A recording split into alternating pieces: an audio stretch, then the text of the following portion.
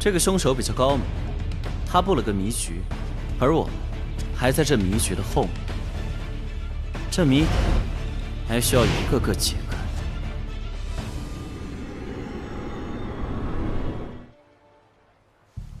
这一切完全解释不通啊！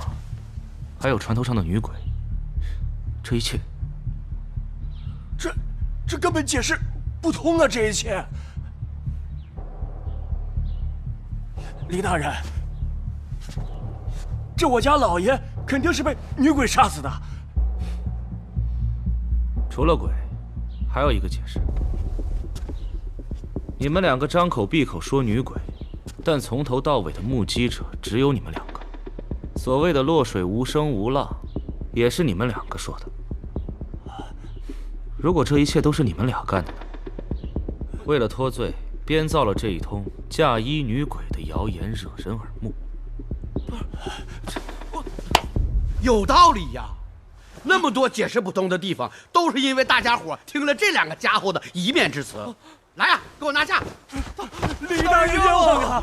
我们怎么可能会杀死我们老爷呢？我对我们老爷是忠心耿耿，真的是女鬼干的！胡说八道！这世界上哪有什么鬼呀？带走！大人，冤枉啊！大人，等一下。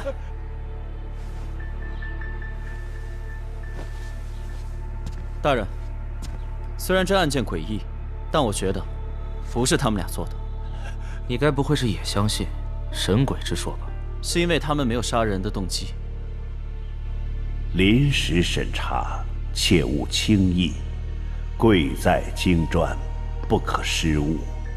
宋词，洗冤集录。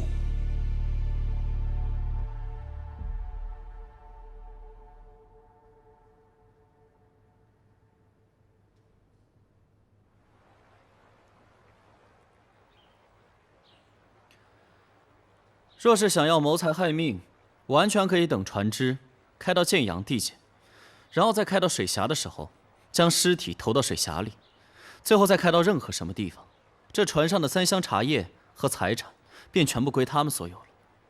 你说杀了人还回来报官，官府会通知田老爷的家属，财产自然会归还于田家后人，他们图什么呢？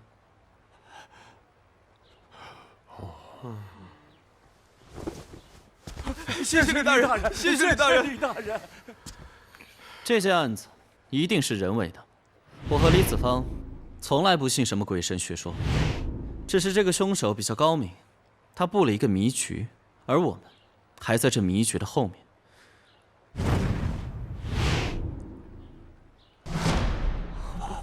首先得知道为什么打开货物，又为什么摆了这满地的茶叶。这一定是在藏什么东西。天外的！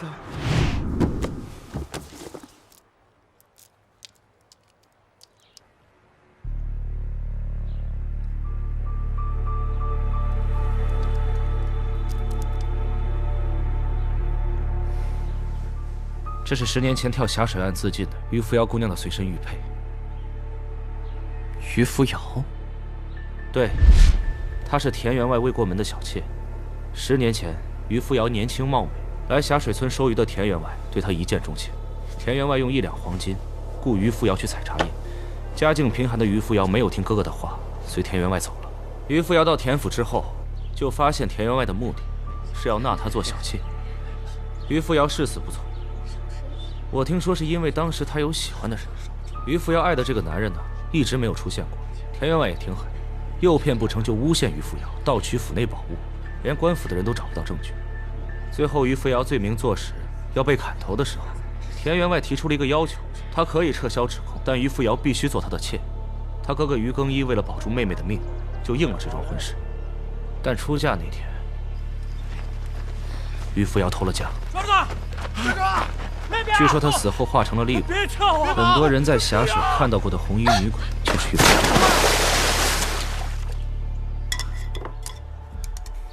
那你信鬼吗？鬼神之说，信不信净3分吧。所以我书读傻了吧你？那说白了就是不信，但又不敢说，对不对？如果这个案子不是鬼干的，那就是人干的。我就问你一句，什么人敢大张旗鼓的布置出女鬼索命的案子，然后杀害田员外？肯定是跟于扶摇最亲近的人，动机是要给于扶摇报仇。你看，你也不傻呀。那肯定。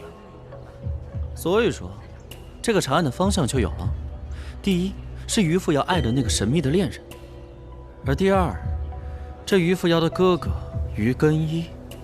现在这个人，他在哪儿？哎呀，这让我这一通好找啊，总算把你们给找到了。师爷找我们干嘛呀？李大人的调令啊，刚刚下来了，他被任命为吏部尚书，可还没来得及赴任呢，这竟然在他的辖区里出现了这么大一起命啊！你可一定得帮帮他呀。放心吧。子枫，走吧。哎，师爷，你能留在这里，有个很重要的任务交给我，案子能不能破，就看你了。走。客官，您把面钱结一下吧。不是，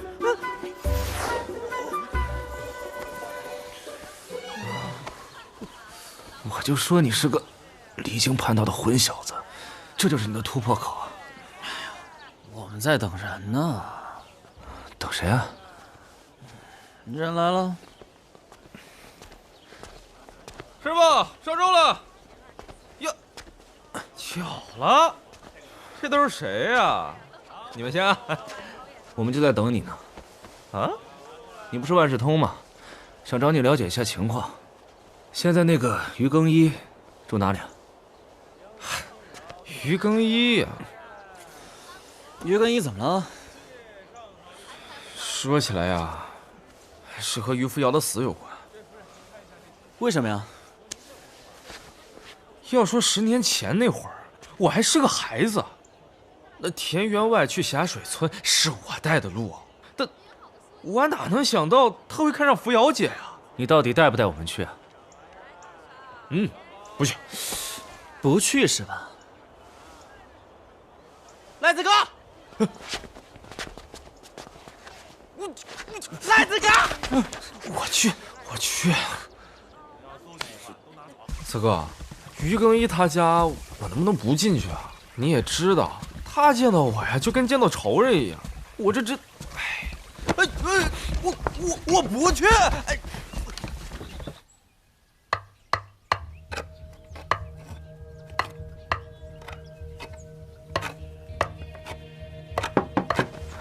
谁啊？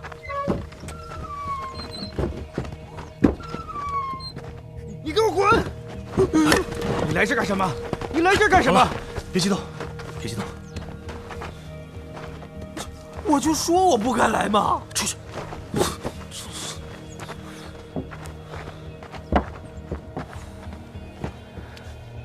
你就是于根一，于扶摇是你的妹妹。我叫李子芳，现任镇府李崇新是我叔父，这位是我兄弟宋慈，孟和生也是我们带来的，想了解些情况。你这身体是怎么了？郎中说我活不了几个月，我这肺也好不了了。不过不碍事，反正我已经活够了。田员外的死，你已经知道了吧？苍天有眼，是我妹妹鬼魂来索命，报应啊！那你就没想过杀死田员外吗？杀，我也想杀。我一个一没功夫二没势力，就剩下半条命的人，我拿什么杀？不过我倒是想过，等我死了之后，再去找他报仇。可是我这个妹妹先我一步报仇了。冤冤相报何时了？我们两个完全不相信这世界上有鬼。除了你以外，还有谁想替你妹妹报仇？孟和生，当年孟和生和他爹逃出来，来到霞水村，是我妹妹给了他一口吃的，他们才活下来。可是没想到，孟和生这个混账东西，居然把田员外这个畜生带到村子里了。那你知道他和于扶摇的感情，所以你才会觉得有可能是他杀的田员外。是你们非要问我，可是除了他，我想不到其他人。一个10年前就死了的女人，谁还会记得她？谁还会替她去杀人呢？也许真的有鬼。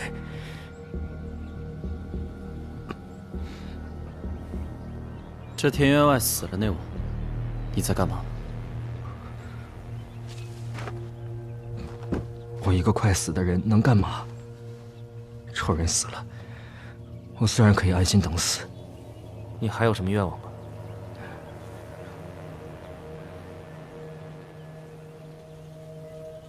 能否把我妹妹的玉佩还给我？你怀疑这人是于更一杀的？于更一本来就是最大嫌疑人之一啊。我想查一下10年前和于扶摇死亡相关的所有资料。假如凶手是于更一，他为什么选择在10年后杀人？还有，以他现在的身体状况，他又如何杀人？不过，你刚才故意给他设陷阱，没想到他还真往陷阱里跳。你故意问他的愿望是什么？他说想把玉佩给拿回来。可是关于玉佩的事情，只有现场的人知道，衙门根本就没有向外透露任何信息。他是怎么知道玉佩的事的？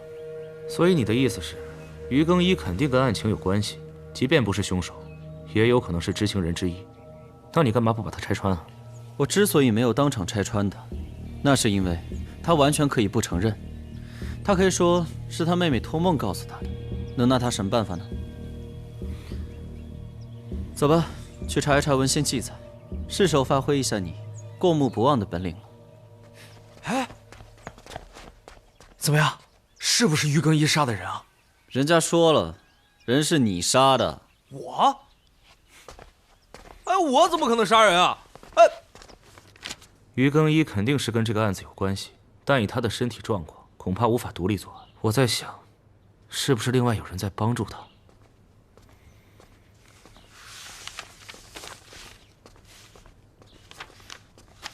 喂，别打扰李公子看书，放我这儿。谢谢。公子他……没事，去吧。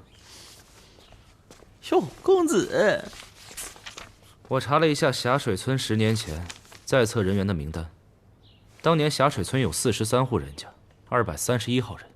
哇，这231个人的信息你全记住了？这231号人里面排除老人、孩子，结过婚的，当年跟于扶摇年龄相仿的男性只有17个。我记得你说过，这于扶摇可有个喜欢的人。你记性这不是不错吗？我这不是记性好，我只能记住这些关键的点。所以你怀疑的是这个于更一是和于扶摇喜欢的人一起做的案？于扶摇喜欢的人或许也很喜欢于扶摇，这男女之间的情愫本来就说不清，说不定他们2个私定终身了呢。于扶摇的死对他打击很大，所以跟于更一合谋做了这件事情。哼，恋爱倒是没谈过，懂得不少啊。这只是我的小小的一个思路罢了。没错，这的确是个思路。而且现在于更一的身体很糟糕，我在想，今天他是不是故意提起玉佩的事，让我们怀疑到他？这目的呢，是吸引我们的注意力，隐藏另一个人。你跟我想到一起了。子方少爷，李大人找你呢。好。说到底，于扶摇的死，我是有责任的。想当初，我还没有当镇抚使，只是一个县令。田员外诬陷于扶摇盗宝一案，是我没有明察秋毫，以至于于扶摇跳了峡水。这怎么能怪大人呢？如今冤魂索命，我也难逃干系。叔叔为何老说冤魂2字？我相信这世上所有案子都是人做的，跟冤魂没有关系。这个案子有太多解释不清的地方，人怎么可能做出这样的案子？就是啊。来，李大人，喝酒。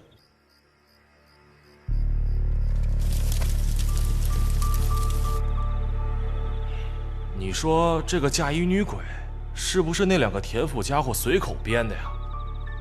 那什么落水无声，怎么可能嘛？咱俩是想到一块儿去了，听见田员外一声惨叫，进去以后人已经死了，躺在床上，头身分离，凶手却不见身影。这骗鬼呢？这不是？这要是有鬼啊，遇上我鬼头刀马小宝，我这一刀下去定让他完蛋。谁？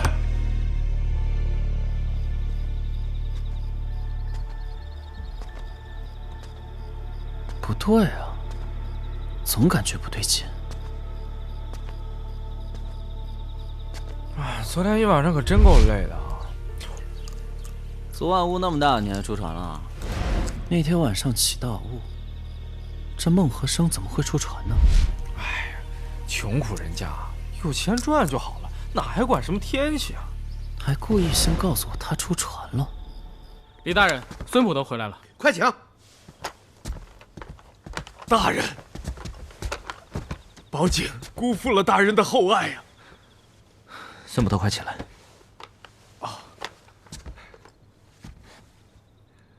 大人，这次去抓杨府管家的同伙，无奈晚到了一步，人已经跑了。这个不要紧，主犯已经归案，从犯他这好说。现在建阳城出了更大的案子啊！是，我也听说了，所以我及时赶了回来。李大人，这个案子交给我，我一定把这个凶手给抓到。好。孙捕头，啊，你们这次缉拿共犯的时候，是遇到了对方，还是没有遇到对方？哦，没遇到。我带人到的时候，他们已经跑了。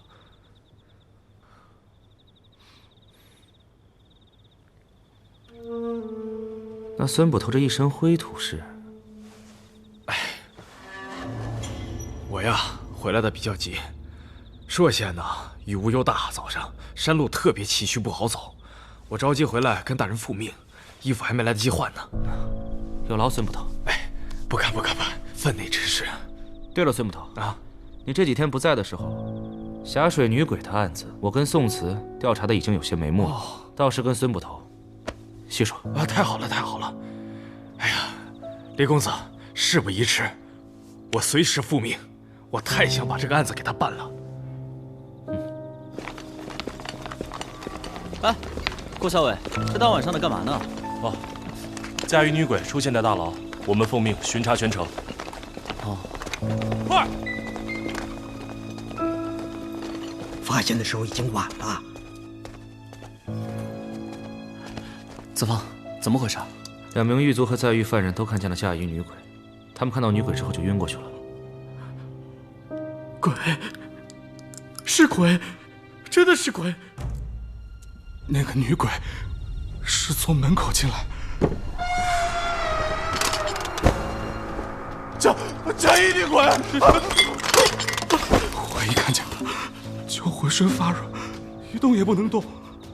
然后她走近我们就晕过去了。最后你们看到女鬼是往哪个方向跑？她去最里面了，然后在最里面就消失了。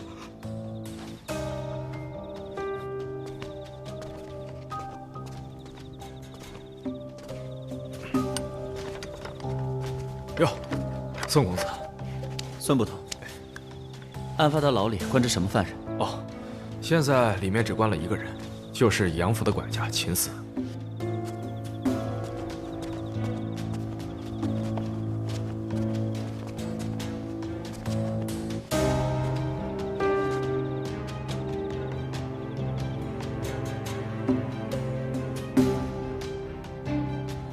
鬼，一定是女鬼！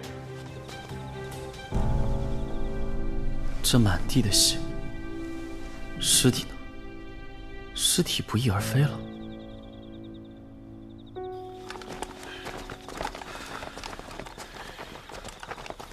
听好了，今晚这里发生的一切，不能向外界透露一个字。是。都听明白了吗？是。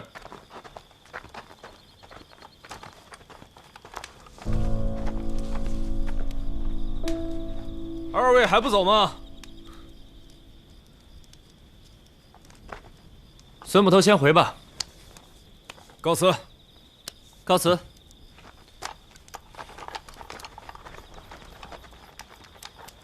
宋慈，看这个。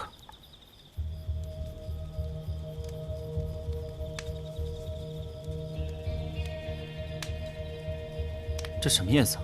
建阳城没有这种叶子，就觉得挺奇怪的。这叶子怎么会出现在这里？我也没见过。不早了，你这会儿该回家了吧？今儿凑合睡你那儿吧。君子之交淡如水，你是不是往我这儿跑得太勤快了？我俩都多少年交情了，你这么不讲义气啊？哼，想都别想。哎，喂，你听到没有？你们家地板多硬，你知道吗？这就是你的待客之道。要不这样，我跟你挤一挤啊。哎，如果你不想睡了，你可以走。我已经够仁慈了，我的床是随便能上的吗？哇，你们读书人好变态啊！对了，今天有件事，差点忘了告诉你。说之前，你有个心理准备。什么事？我怀疑孟和生有问题。开什么玩笑？孟和生跟我们那么多年朋友。孟和生故意和我提起，田员外出事那晚他出船去了。可是，田员外死的那晚，晚上是大雾，这孟和生居然出了船，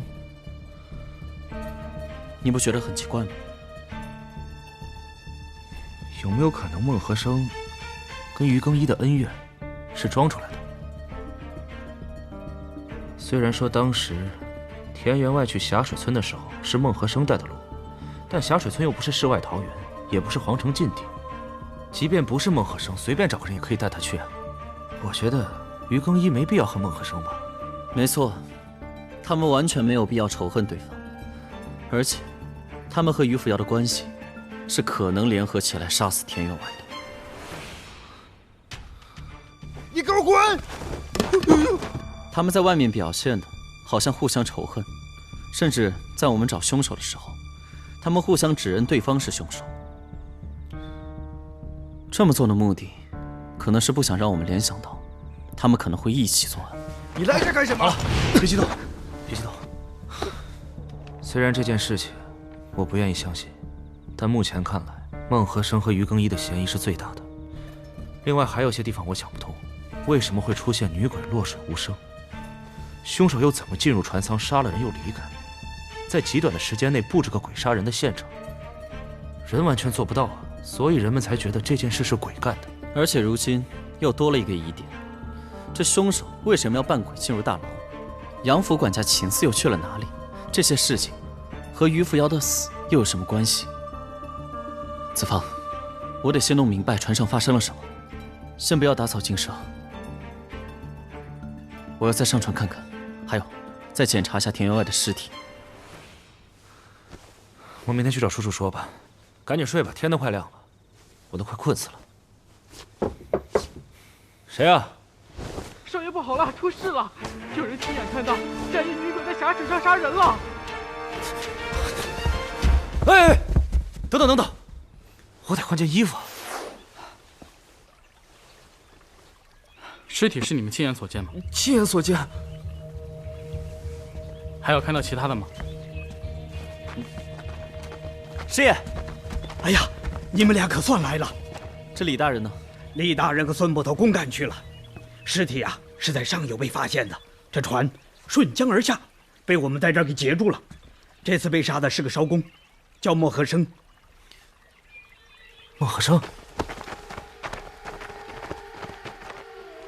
司法跟田员外一样，也是被砍了头，可唯一不同的是，这次有人亲眼看见了他被杀的整个过程，人我都带来了。你们都看到了什么？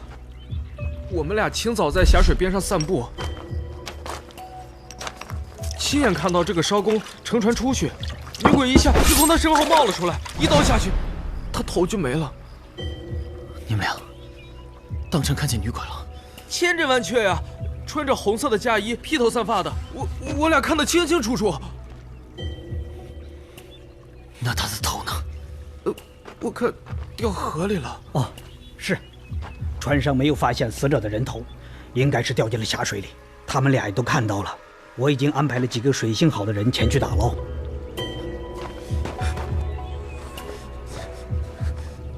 四哥，你这第二酒明显没收住啊！那个，我这是不是都受伤了？这就是轻伤。啊！真的是他。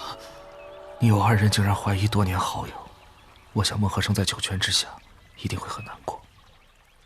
这次凶案有人目睹了一切，孟和生被杀的时间跟女鬼出现的时间都差不多。如果是有人假扮，怎么可能同一时间出现在2个地方？那还用说吗？人怎么可能办得到啊？肯定是鬼，绝对是鬼呀！现在连我都开始怀疑是不是鬼了。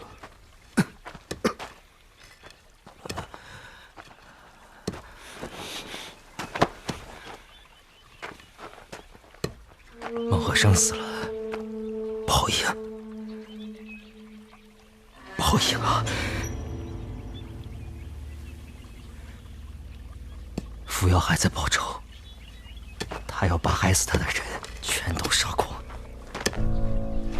他有问题。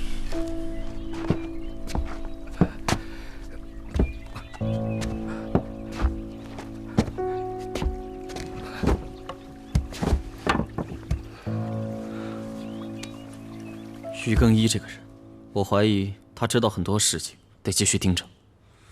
好，走吧，去田员外船上再看看。走。贤侄，好消息，好消息啊！我请来一个贵人，临安沈家的2小姐，通灵世家。沈小姐已经答应我，帮着招于扶摇的魂，化解于扶摇鬼魂的怨气。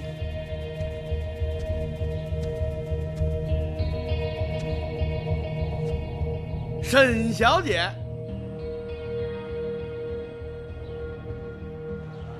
沈西月的事你怎么看？江湖骗子。我听闻很多人说了，临安沈家他们真的可以跟鬼说话，还帮助了很多人，解决了很多事情。就这种事情呢，您的茶，我是不会过多评论的。民间传说越传越离谱，但我告诉你，这个案子我是绝对不会交给小神婆的。孟和生都死了，我必须亲手抓到凶手。对了，我让你安排的事呢？安排了。田员外的船已经在码头，你随时可以去看。还有他的尸体，你也可以去查。但我叔叔说了，解剖尸体那是不可能的。他家里人哭着喊着要下葬田员外的尸体呢。这还得看我能不能确定田员外的死因。哎，行，答应你。这就对了。我仔细对比了一下，狱卒和目击孟和生被杀时那2人的口供，我觉得这2起案件不是同时发生的。谁？这一定鬼！监狱里的人是因为迷魂香而昏迷的，还有，女鬼出现在监狱的时间是子时，孟和生被杀的时间是在丑时。那就对了，是人干的。从峡水到大牢，普通人走路也不到1个时辰。如果会武功的话，那就更快了。凶手在子时迷晕牢里的人，然后去杀害或者带走杨府管家，于丑时在峡水杀害孟和生。没错，这个案子的突破口就是杨府管家。为何他的尸体不翼而飞？还有，他和于扶摇到底是什么关系？要不去停尸房看看？可以。走吧，走吧。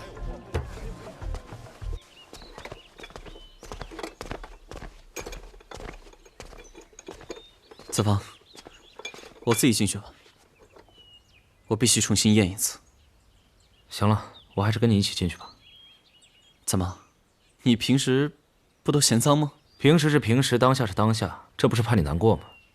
但说好了，我的衣服不能擦鼻涕、擦眼泪。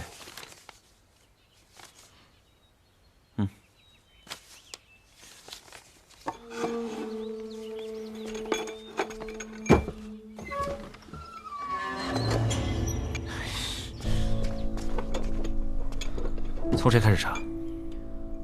那就先从田员外开始吧。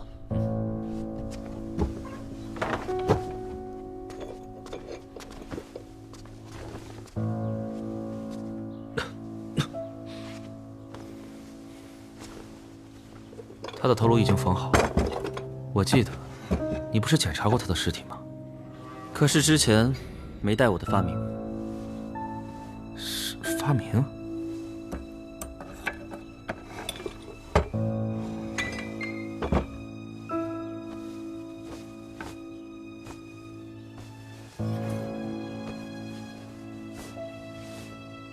你这戴着手套干嘛？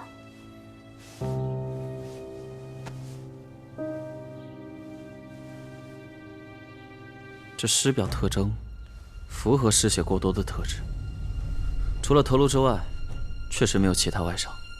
你在想什么？我在想一个问题：这田员外的真正死因究竟是什么？看起来是被人砍了头颅，但你记不记得我们第一次看到尸体的样子？当然记得，尸体在床上，没有头颅。那被子呢？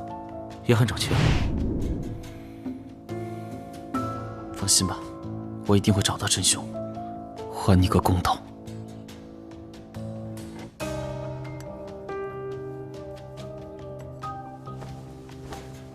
喂！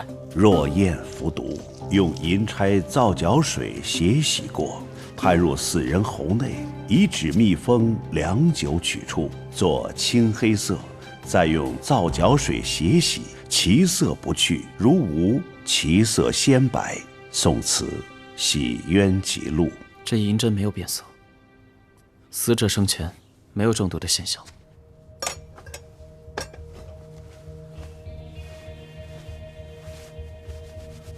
你这又是在干嘛？等会儿就知道了。